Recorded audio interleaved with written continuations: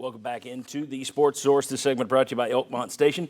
Whether it's a family get-together, business meeting, a romantic dinner, or just a quick meal on your way to or from a game, Elkmont Station offers a unique farm-fresh menu, craft cocktails that are out of this world, right off Campbell Station Road, elkmontstationknox.com. Check it out. You will be very happy that you did. They got a great menu, very unique place. Check it out, Elkmont Station. All right. When talk of a 9-game schedule started, some schools whined about the 3 permanent rivals they would get. For example, Nick Saban and Alabama suddenly went from we want a 9-game schedule to, well, we're good with 8 because they were shown that they would have Auburn, LSU, and Tennessee as their permanent rivals. The irony there is they're already playing Auburn, LSU, and Tennessee every year, so it's kind of stupid. But that's what schools do. They cry. So that said, I wanted to see if you could come up with a fair schedule system.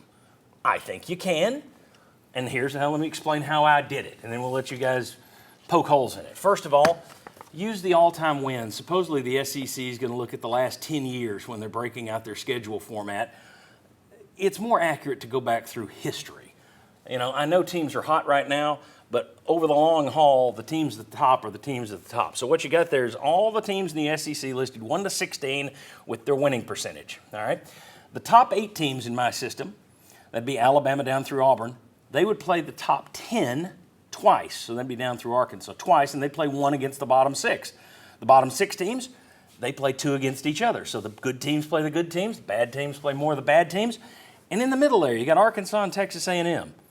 They play each other. That's their crossover game. Arkansas and Texas A&M, because they play each other already. They've been playing each other in Jerry World. That's about to come to an end. But it makes sense. And then every 8 years, a couple of rotations of this thing, you check your winning percentage and you move up or down accordingly. And it just kind of slots in there. What this does is it keeps a lot of traditional rivals alive. Not all of them, but it makes good TV matchups. Let's take a look at the next graphic here. And this is how it worked out, all right? So you got to keep the big games together first, all right? So when you're talking about the same group, Alabama and Auburn, obviously. Oklahoma and Texas, yes. Florida and Georgia. Well, that leaves Tennessee and LSU. Okay, now that's not a permanent rival now. It'd be a good TV rival. And also, I wanted to show, no matter what you do, somebody's going to get screwed, so I screwed Tennessee. Tennessee fans need to realize that it could be them. So often, Tennessee people do this and Georgia people do it, and they take care of their own school. We need to remember, hey, the roulette wheel could spin the wrong way. So you could get LSU as your permanent rival. Then you look there, Texas A&M and Arkansas. You go on down, Ole Miss, Mississippi State. It keeps all the traditional rivals intact. Then you do the second game. All right, there's your Tennessee, Alabama. Arkansas, Oklahoma, they're probably going to get paired together because they're next to each other. Texas, Texas A&M, Georgia, Auburn. So it makes sense down there. Ole Miss and Missouri, because they're very close together. That's the closest you can get for Missouri, except for Arkansas, Kentucky, South Carolina, Mississippi State, Vandy. Then your crossovers are traditional as well. Alabama, Mississippi State. All right, Missouri, Oklahoma, et cetera. I'm not going to run through all these. But the gist is, if you look across there, Tennessee would have LSU, Alabama, and Vanderbilt. Okay.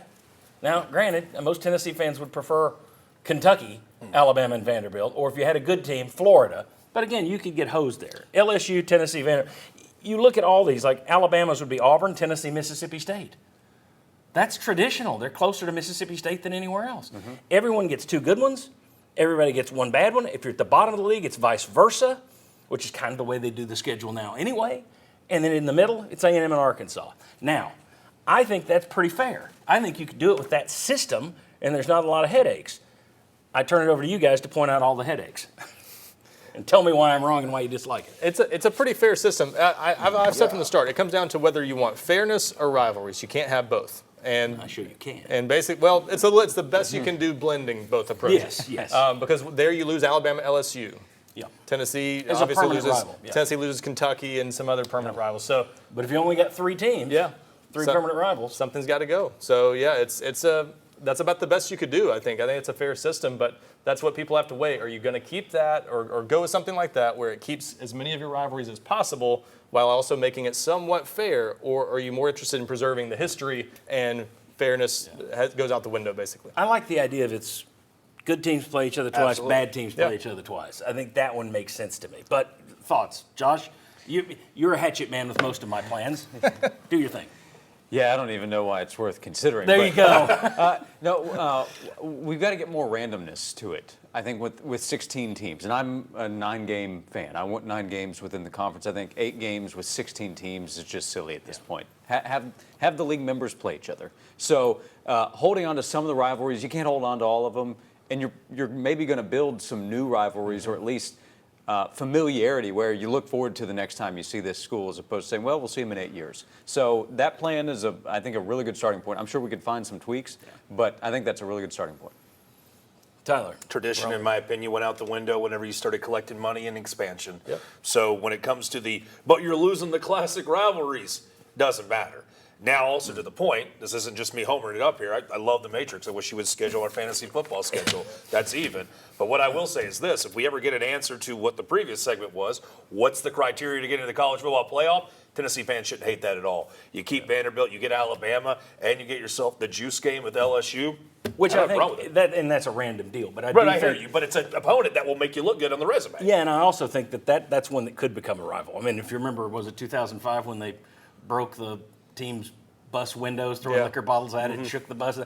I think anybody could get in a rivalry with LSU, so I think that would be a good Tennessee one. and LSU fans, again, just as that's the way it generated, they've got some fun craziness that would go back and forth. So that would be an example of new rivalries could be born. The other thing that's kind of overblown about this, and this is one thing that Greg Sankey talked about a couple of years ago or I guess last year when they ignored him and stayed at 8, he made the point at the beginning of media days that we're talking about, it would be 3 games. So you'd have 6 other games that rotate. Right. So the idea that, oh no, our schedule is tied up to these 3 games, there are 6 more teams that are going to rotate on and off. Right. This is kind of small. It's 1/3 of your league schedule. So it's really nothing to cry about. But it's the SEC. It's college football. That's what fans do. They cry. And coaches. Fans and coaches cry. All right. When we come back, speaking of crying, there are rumors that Texas A&M isn't happy with the SEC for allowing Texas in, and they're already sneakily talking to the Big Ten. Let's talk about that next.